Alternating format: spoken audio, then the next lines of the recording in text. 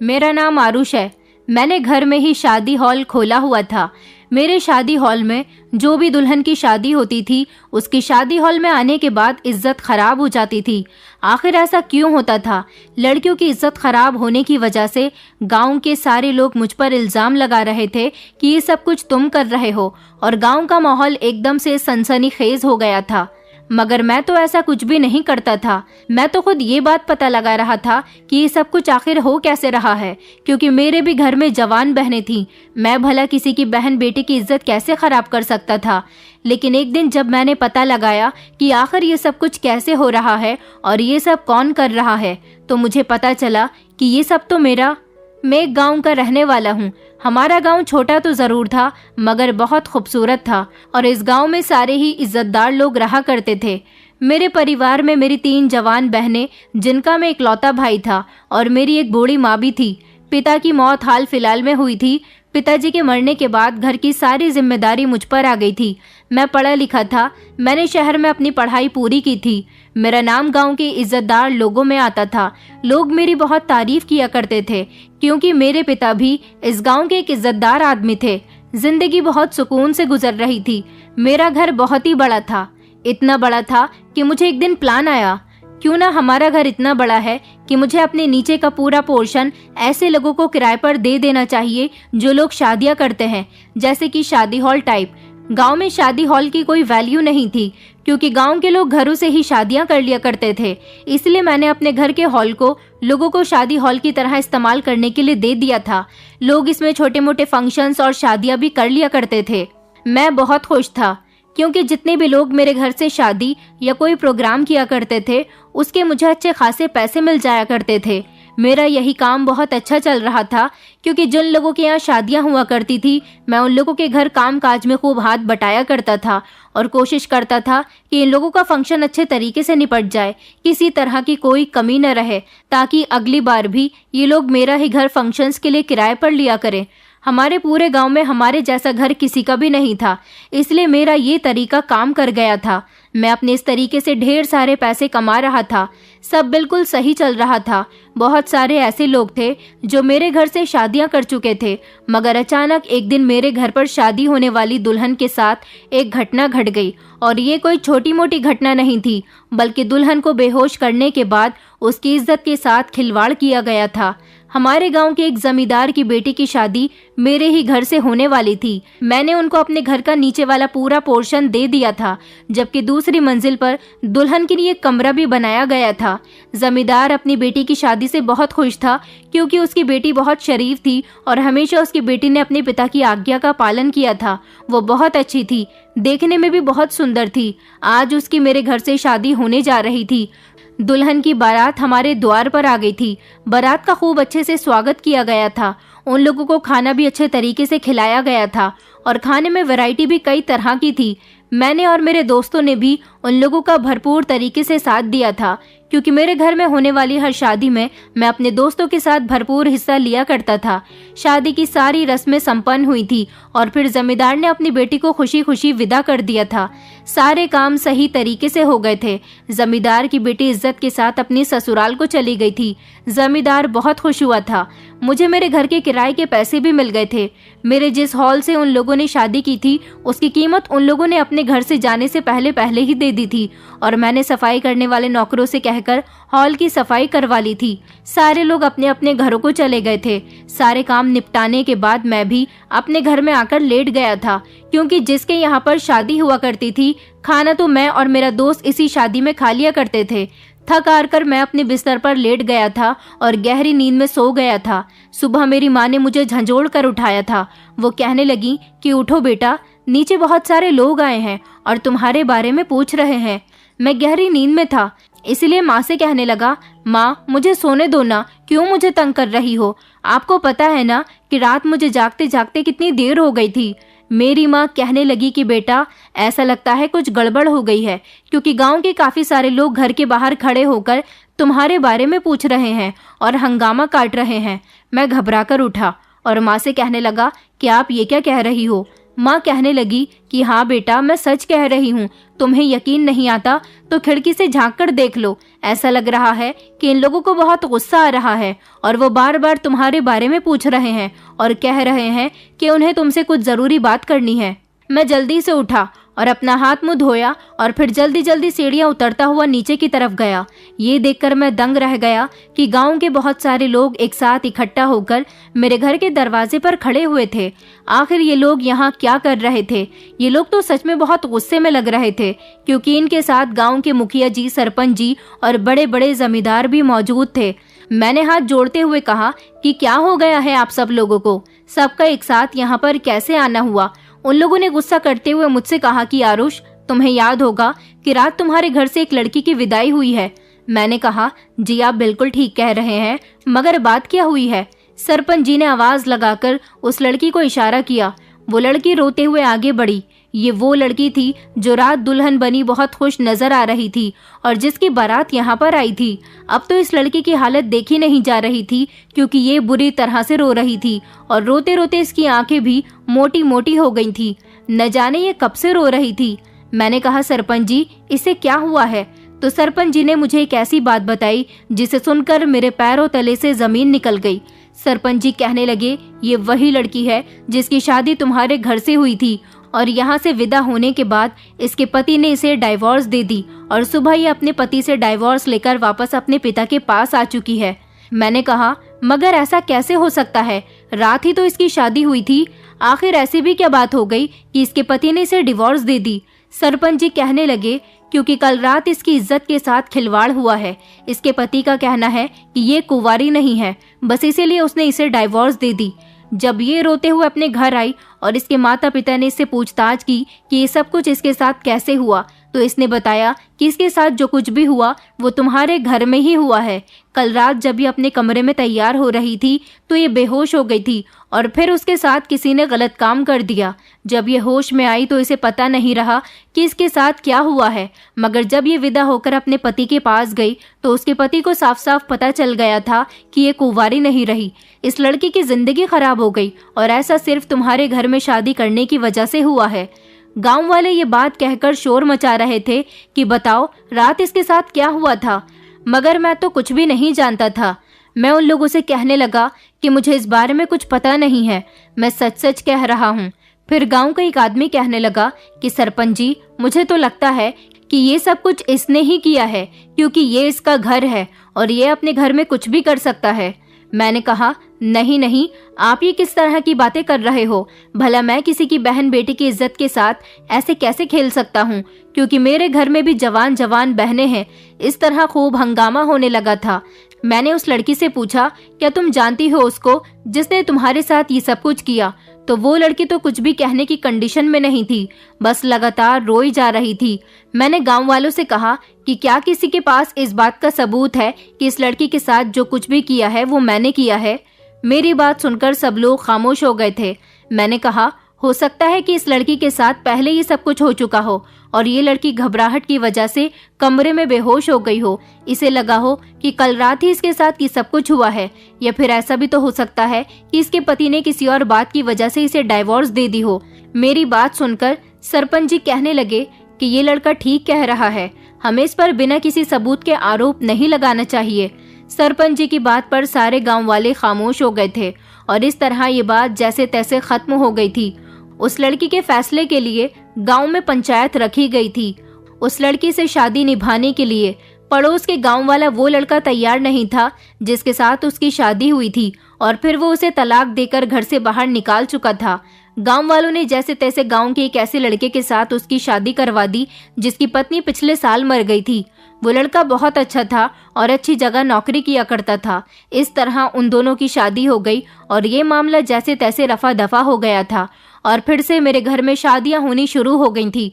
मगर 2 महीने बाद जब फिर से उसी जमींदार के छोटे भाई की बेटी की शादी मेरे घर में रखी गई तो उसके साथ भी वही कुछ हुआ था जो उस लड़की के साथ हो चुका था। अगले दिन फिर से मेरे घर के आगे भीड़ इकट्ठा हो गई थी और सारे ही लोग हंगामा कर रहे थे कि घर के बाहर निकलो। मैं जैसे ही शोर की आवाज सुनकर घर के बाहर गया तो ये देखकर मैं दंग रह गया था कि फिर से सारे लोग इकट्ठा होकर कह रहे थे कि कल रात फिर से तुम्हारे घर में हमारी बेटी की इज्जत के साथ खिलवाड़ हुआ है। आखिर तुम्हारा शादी हॉल में ये सब क्या हो रहा है? तुम जानते हो कि इससे पहले भी एक लड़की के साथ ये सब कुछ हो चुका है और तुमने कहा था कि लड़की को उसके पति ने या तो किसी और बात पर डाइवोर्स दे दी होगी या फिर लड़की के साथ ये सब कुछ पहले कभी और हो चुका होगा। इस बार भी दूसरी लड़की का यही कहना है कि उसके साथ ये सब कुछ तुम्हारे शादी हॉल में रात के समय हुआ था, जब अचानक वो तैयार होते समय बेहोश हो गई और फिर जब उसे होश आया तो उसे अपनी तबीयत कुछ ठीक नहीं लगी।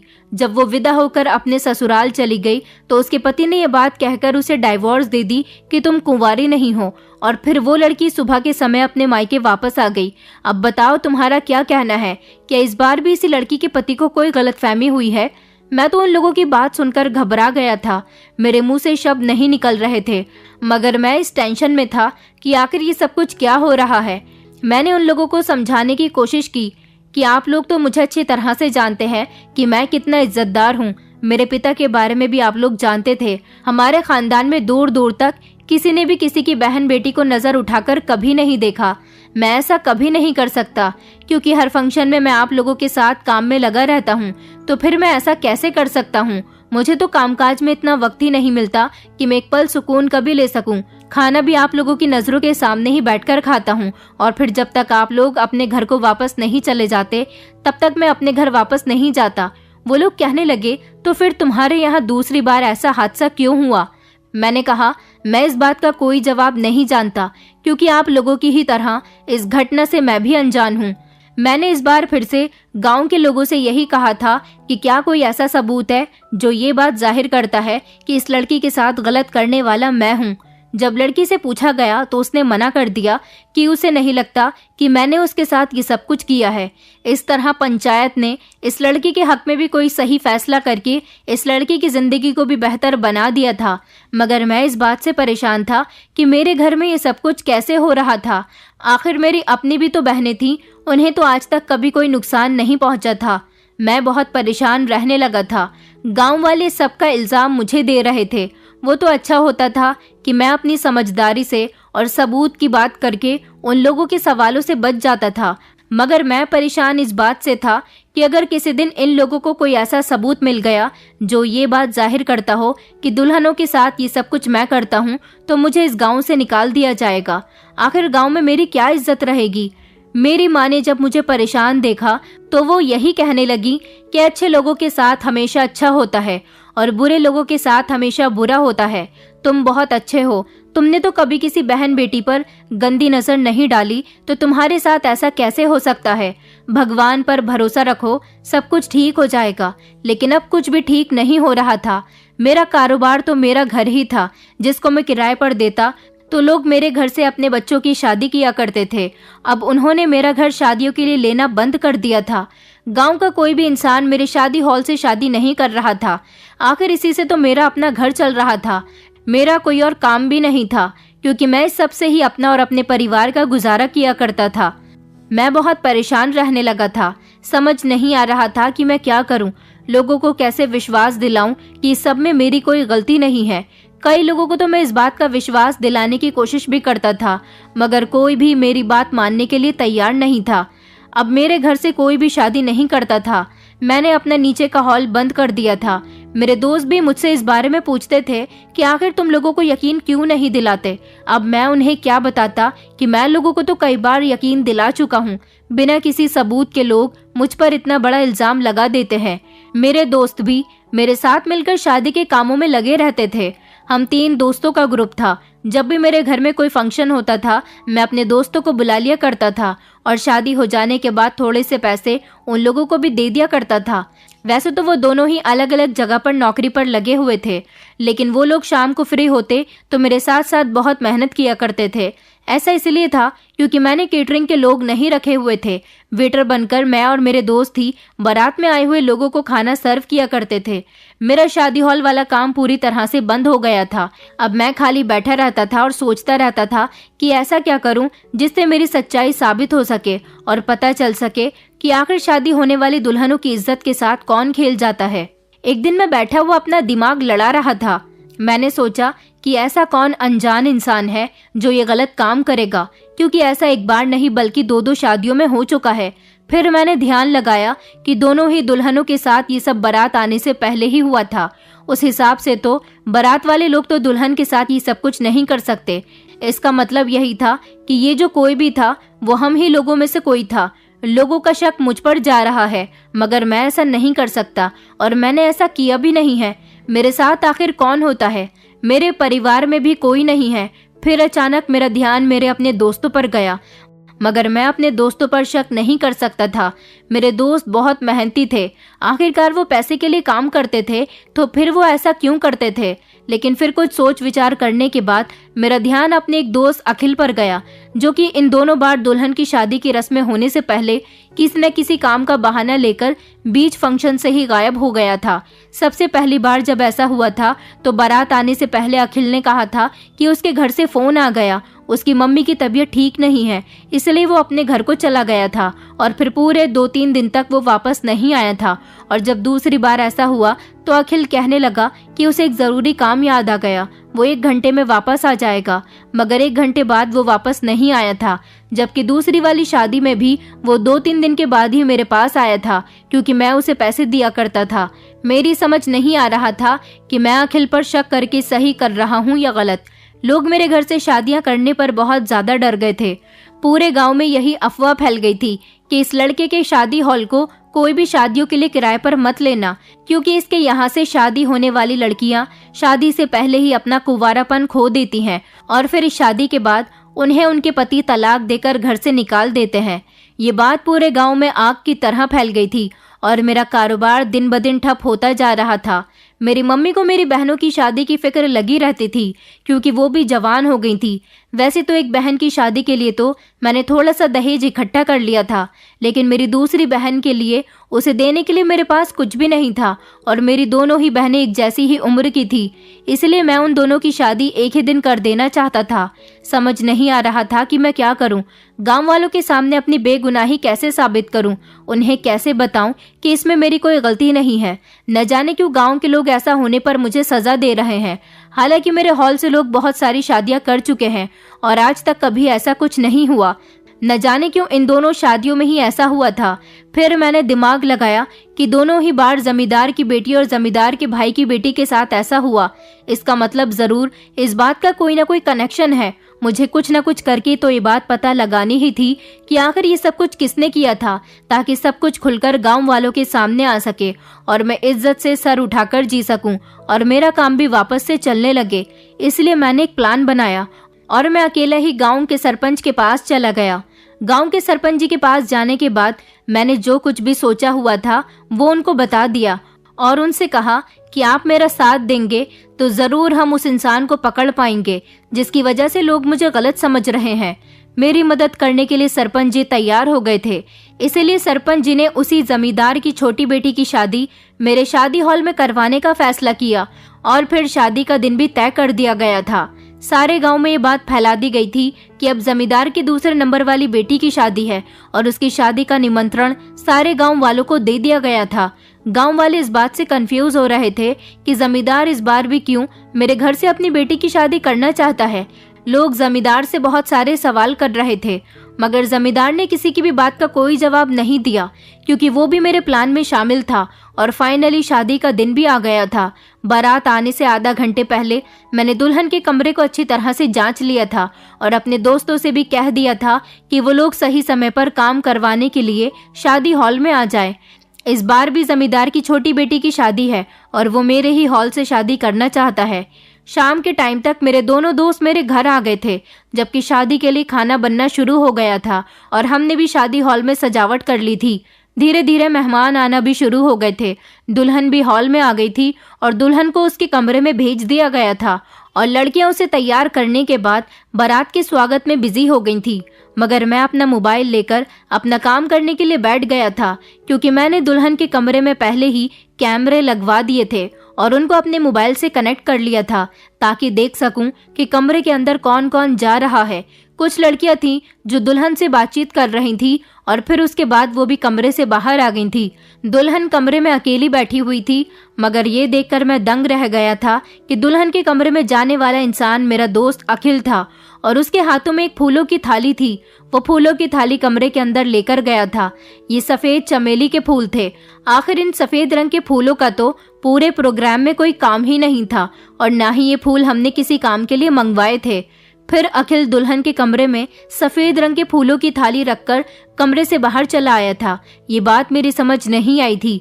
मैं अपने मोबाइल से दुल्हन के कमरे का नजारा साफ साफ देख रहा था। थोड़ी ही देर गुजरी थी कि मैंने देखा दुल्हन बैठे बैठे अचानक बिस्तर पर गिर गई थी।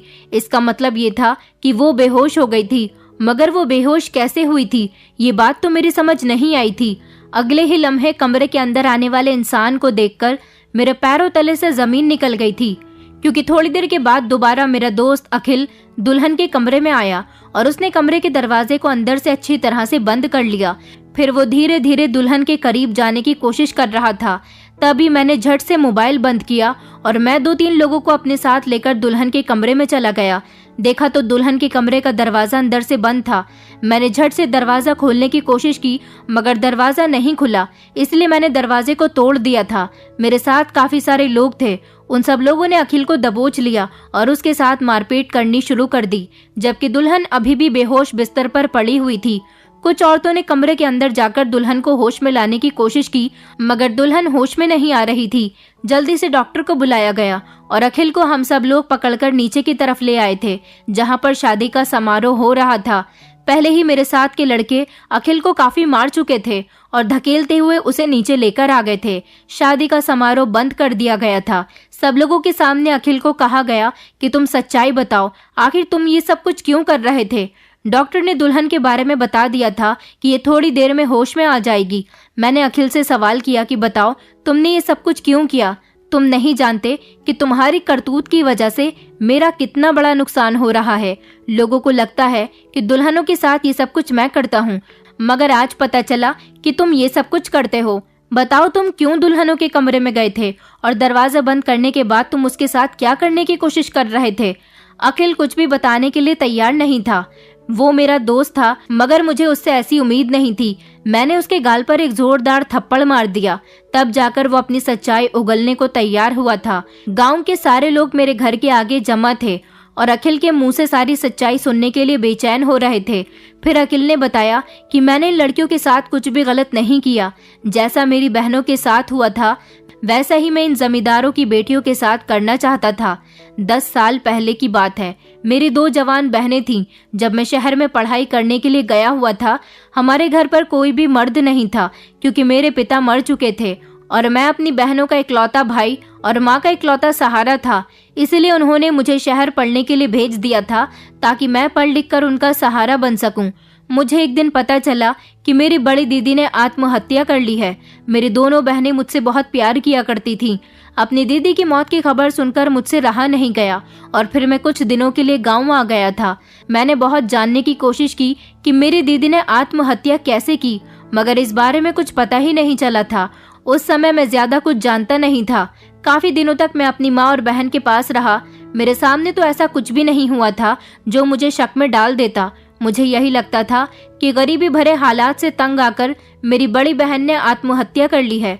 लेकिन फिर मैं अपनी बहन की मौत का सदमा आखिर कब तक कर सकता था, इसलिए मैं वापस अपनी पढ़ाई के लिए शहर आ गया। 6 महीने गुजरे थे कि दोबारा से मुझे खबर मिली कि मेरी छोटी दीदी ने भी आत्महत्या कर ली है। जब मैं घर आया तब ये देखकर दंग रह गया था कि मेरी दोनों बहनें ही आत्महत्या करने की वजह से इस दुनिया से जा चुकी हैं। आखिर उनके साथ ऐसा भी क्या हो रहा था जिसकी वजह से वो दोनों आत्महत्या करने पर मजबूर हो गई थी। अब घर में मेरी माँ अकेली रह गई थी और मैंने भी सोच लिया था कि अपनी माँ को अकेले नहीं रहने दूंगा, इसलिए मैंने शहर में रहना छोड़ दिया था और मैं रोज बस से शहर का आना जाना किया करता था। मेरी दोनों बहनों के बारे में पता नहीं चला कि उन्होंने ये सब कुछ क्यों किया, लेकिन जब एक दिन मैं अपनी छोटी दीदी के कमरे में गया और उनकी एक डायरी मेरे हाथ लग गई तो मुझे अपनी दोनों बहनों की आत्महत्या की वजह पता चल गई थी। मेरी छोटी दीदी मेरी बड़ी बहन की आत्महत्या के बारे में अच्छी तरह से जानती थीं, जिन्होंने अपनी डायरी में लिखा हुआ था कि मेरी बड़ी बहन की इज्जत के साथ खिलवाड़ किया गया था और बदनामी से तंग आकर उसने अपनी जान ले ली और ये सब कुछ करने वाला कोई और नहीं बल्कि यही जमींदार था, जिसकी बेटी को मेरी वजह से डाइवोर्स हुई थी। और साथ ही साथ मेरी छोटी दीदी ने अपनी डायरी में ये भी लिखा था कि उसी का छोटा भाई मुझे बहुत तंग करता है। कहने को तो वो दोनों भाई शादीशुदा हैं और उनके छोटे छोटे बच्चे हैं, मगर उनकी नज़र हम दोनों बहनों पर रहती थी। ऐसा वो लोग इसीलिए करते थे क्योंकि हमारे यहाँ कोई मर्द नहीं था, और जिन औरतों के साथ मर्द का सहारा नहीं होता, इसी तरह से लोग गंदी नज़र डालते हैं। मरने से पहले मेरी दीदी ने उस डायरी में लिखा था कि मेरी इज्जत के साथ भी जमींदार के छोटे भाई ने खिलवाड़ किया है, और अब मैं भी अपनी बड़ी बहन की तरह अपनी जान ले रही हूँ। और फिर अपनी डायरी लिखने के बाद मेरी बहन ने जहर खा लिया था। इन दोनों भाइयों की वजह से मेरी दोनों बहनें इस दुनिया से चली गईं। जब वो डायरी मैंने पढ़ी तभी मैंने ये फैसला कर लिया था कि एक समय में मैं इन दोनों की बेटियों के साथ भी ऐसा ही करूंगा, और इन दोनों की बेटियां किसी को मुंह दिखाने लायक नहीं रहेंगी। इसलिए मैंने ये सब कुछ किया। मैं चाहता तो अपनी बहन की डायरी गांव वालों के सामने भी ला सकता था, पुलिस में रिपोर्ट भी दर्ज करवा सकता था, लेकिन मैं जानता था कि इतने अमीर लोगों के सामने मुझ जैसे गरीब और कम उम्र के लड़के की बात पर कोई भी यकीन नहीं करेगा। आखिरकार मेरा साथ देने वाला कोई भी नहीं था। मेरी बूढ़ी माँ क्या कर सकती थी? वो तो बस अपनी बेटियों की मौत पर रोती रहती थी। मेरा बदला पूरा हो गया। आज जब मुझे पता चला कि जमींदार की दूसरे नंबर वाली बेटी की शादी होने जा रही है, तब भी मैं उसके साथ यही सब कुछ करने के लिए आया था। मगर आज तुम लोगों को मेरी सच्चाई पता चल गई। मैंने इन लोगों के साथ कुछ गलत नहीं किया, बस मैंने अपना बदला पूरा किया। वैसे भी इस गांव में रिवाज है कि जान के बदले जान और इज्जत के बदले इज्जत, तो मैंने इस रिवाज को कायम किया और अपनी बहनों की इज्जत के बदले इज्जत का बदला लिया। अखिल की बात सुनकर हम सब लोग शर्मिंदा हो गए थे। हम सब की नजरें जमीन में गड़कर रह गई थी। मैंने अखिल से कहा कि तुमने इस लड़की को बेहोश कैसे किया? मैंने दुल्हन के कमरे में कैमरे लगवा दिए थे और मैं सब कुछ अपने मोबाइल में बैठा हुआ देख रहा था। तो वो कहने लगा कि मैं हर बार दुल्हन के कमरे में चमेली के फूलों की थाली लेकर जाया करता था और दुल्हन से कहता था कि ये फूल यहाँ पर रख देता हूँ, जब बारात आएगी तब इनकी ज़रूरत होगी। और जब चमेली के फूल कमरे में रख दिए जाते थे तो उनकी खुशबू चारों तरफ फैल जाती थी और उस खुशबू में नशे की दवाई होती थी। जब वो नशे की दवाई दुल्हन के दिमाग को चढ़ती थी तो वो बेहोश हो जाती थी और फिर मैं कमरे के अंदर जाकर खामोशी से बारात आने से पहले पहले अपने काम को अंजाम दे दिया करता था। दुल्हन को ये बात पता ही नहीं होती थी कि उसके साथ ये सब कुछ किसने किया। अपना काम करने के बाद मैं कमरे से निकल आता और फिर अपने घर को चला जाता था। इसलिए किसी को भी मेरे ऊपर कभी शक नहीं हुआ और मैं जानता हूँ कि हर बार इन लोगों ने तुम्हें ही इल्ज़ाम दिया। मैं इस बात से बहुत शर्मिंदा हूँ, लेकिन मैं अपनी बहनों की मौत का बदला लेना चाहता था। अखिल ने सरपंच जी की तरफ देखकर कहा कि सरपंच जी, अब आप मेरी पूरी बात सुनने के बाद क्या फैसला करना चाहेंगे? क्योंकि इज्जत के बदले इज्जत का फैसला तो मैं कर चुका हूँ। सरपंच जी ने जब घूर कर जमींदार और उसके भाई की तरफ देखा तो उन दोनों ने अपनी नजरें झुका ली थीं। सरपंच जी ने फैसला किया कि इन दोनों भाइयों को इनके परिवार सहित पूरे गांव से निकाल दिया जाए, क्योंकि पूरे 10 साल पहले जो इन्होंने अखिल की बहनों के साथ किया वो सच में बहुत बुरा हुआ था। वो दोनों ही लड़कियां अपनी इज्जत को छुपाने की खातिर अपनी जान से चली गई थी और इन दोनों को इस बात की कोई परवाह नहीं थी। इसीलिए ऐसा फैसला करना सरपंच जी के लिए बहुत जरूरी था, ताकि ऐसा आने वाले समय में कोई भी किसी की बेटी के साथ ना कर सके। अखिल ने जो किया था वो अपनी गलती पर शर्मिंदा था और फिर उसने उसकी वजह भी बता दी थी। वो हम सब लोगों से हाथ जोड़कर माफी मांग रहा था। उसे तो माफ कर दिया गया, मगर जमींदार और उसके छोटे भाई को गांव से निकालने का ऐलान पूरे गांव में कर दिया गया था। जमींदार और उसका छोटा भाई सरपंच जी से माफी मांग रहे थे कि हमें माफ कर दीजिए, हम आगे ऐसा कुछ नहीं करेंगे। ये बात तो 10 साल पुरानी है और उन दोनों लड़कियों के मरने के बाद हमने किसी भी लड़की पर गलत नजर डालने की कोशिश नहीं की, लेकिन सरपंच जी ने उन्हें माफ नहीं किया। सरपंच जी कहने लगे कि तुम दोनों की वजह से लड़कियों की इज्जत भी गई और उनकी जान भी गई। उनकी जान तो कभी वापस नहीं आ सकती और ना ही गई हुई इज्जत कभी वापस आती है। मैं तुम लोगों को गांव से इसीलिए निकाल रहा हूं क्योंकि इस गांव में तुम लोगों की बेइज्जती के चर्चे जब चारों तरफ घूमेंगे तो तुम लोगों की इज्जत भी इसी तरह से जाएगी जिस तरह तुम दोनों ने उन लड़कियों की इज्जत को रुस्वा किया था। तब तुम्हें एहसास होगा कि इज्जत जाने से इंसान को कितना बड़ा झटका लगता है। सरपंच जी के इस फैसले से गांव के लोग बहुत खुश हुए थे। सरपंच जी ने फिर सब लोगों को बताया था कि आज आरुष की वजह से ये सच्चाई सबके सामने खुलकर आई है, क्योंकि ये इल्जाम आरुष पर लग रहा था। इसलिए उसने मेरे साथ मिलकर एक बड़ा प्लान बनाया, झूठी शादी का। आज जमींदार की बेटी की शादी नहीं हो रही थी, बल्कि जमींदार की बेटी की झूठी शादी करवाई जा रही थी, ताकि हम आरोपी को पकड़ सकें। सरपंच जी ने अखिल से कहा था कि तुम चाहते तो ये बात हमें भी बता सकते थे, लेकिन तुम सही कहते हो, शायद हम लोग तुम्हारी बात पर यकीन नहीं करते। उस समय तुम छोटी उम्र के थे, तुम्हें कोई भी आसानी से झूठा साबित कर सकता था। अब तुम अपनी गलती पर शर्मिंदा हो, हमने तुम्हें माफ कर दिया, लेकिन आइंदा हमारे गांव का कोई भी इंसान किसी की बेटी के साथ खिलवाड़ नहीं करेगा। अगर किसी ने किसी की बेटी या बहन पर नजर उठाकर देखने की भी कोशिश की तो हम उसको पूरे गांव में बेइज्जत करके उसे अपने गांव से निकाल देंगे और वो कभी लौटकर हमारे गांव में वापस नहीं आ सकेगा। इसकी एक नस्ल भी हमारे गांव में नहीं रहेगी। सरपंच जी के इस फैसले पर सब लोग बहुत खुश हुए थे, क्योंकि ये फैसला सिर्फ गांव के लोगों के लिए नहीं था, बल्कि गांव की हर उस बेटी के लिए था, हर उस बहन के लिए था जो सर उठाकर इज्जत के साथ गांव में चल सके, गांव में रह सके और अपने अपने घरों में सही सलामत रह सके। अखिल की बहनों के साथ तो सच में बहुत बुरा हुआ था, और ऐसा इसलिए था क्योंकि इन लोगों ने उनके घर में किसी मर्द के ना होने का फायदा उठाया था। चोरी चुपके ये लोग घर के पीछे के रास्ते से अखिल के घर में घुस जाते थे और उसकी बहनों के साथ गलत काम करते थे। उसकी बहनें तंग आ चुकी थी, इसलिए एक एक करके उन्होंने आत्महत्या कर ली। ऐसी बहन बेटियों की हिफाजत करना हमारा फर्ज बनता है। इसलिए अगर आपके गांव, कस्बे या फिर आपके शहर में भी लड़कियों की इज्जत के साथ इस तरह का खिलवाड़ होता है तो आरोपियों के लिए कड़ी से कड़ी सजा रखें। वो सजा से इतना डर जाएं कि किसी की बहन बेटी को गंदी नजर से देखने की उनके अंदर हिम्मत भी न रहे। दोस्तों, उम्मीद करती हूँ आपको हमारी कहानी पसंद आई होगी। कहानी पसंद आई है तो वीडियो को लाइक करें, चैनल पर नए हैं तो चैनल को सब्सक्राइब करें और हाँ, नोटिफिकेशन बेल को जरूर दबाएं ताकि अगली अपडेट सबसे पहले आपको मिले।